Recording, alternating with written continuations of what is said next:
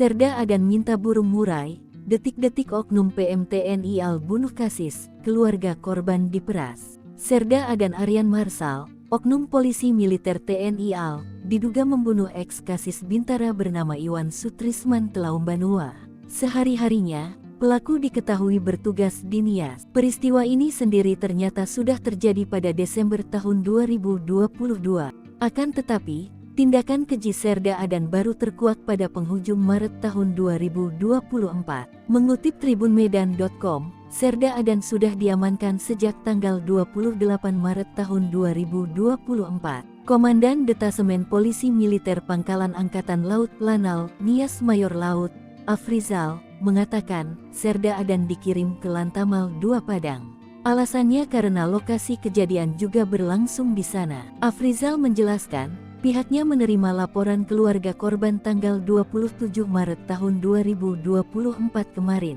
Pasca menerima laporan, ia langsung memeriksa tersangka. Awalnya dia tidak mengakui perbuatannya. Namun setelah diselidiki lebih dalam, barulah dia mengakui perbuatannya sudah membunuh Iwan Sutrisman Telaumbanua bersama temannya bernama Alvin. Yason Telaumbanua, paman korban, mengatakan korban dibunuh dengan cara ditikam perutnya.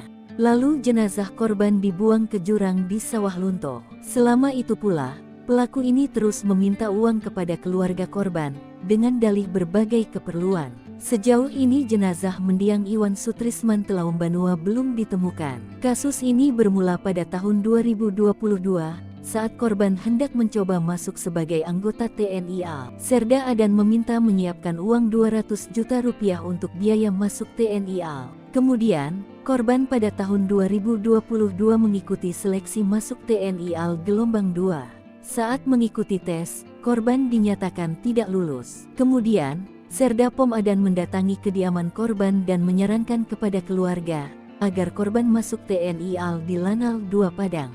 Alasan Serda Pom Adan, dia punya om yang bertugas di sana, mampu membantu meluluskan korban. Pada tanggal 22 Desember tahun 2022, Serda Pom Adan kemudian mengirimkan foto Iwan Sutrisman kepada keluarga dengan menggunakan pakai dinas lengkap, dengan kondisi kepala sudah digundul. Lagi-lagi, Serda Pom Adan meminta uang kepada keluarga korban. Berselang beberapa bulan kemudian, atau April tahun 2023, Serda Pom Adan kembali menghubungi keluarga korban. Terduga pelaku ini minta disediakan 2 ekor burung murai batu dengan dalih UNTK diserahkan ke pamannya yang sudah membantu meluluskan korban. Atas permintaan itu, keluarga korban membeli 2 ekor burung murai batu seharga 14 juta rupiah dan mengirimkannya kepada Serda Pom Adan. Dari catatan yang beredar, Serda Pom Adan diduga telah menguras harta keluarga korban sebesar Rp241.950.000.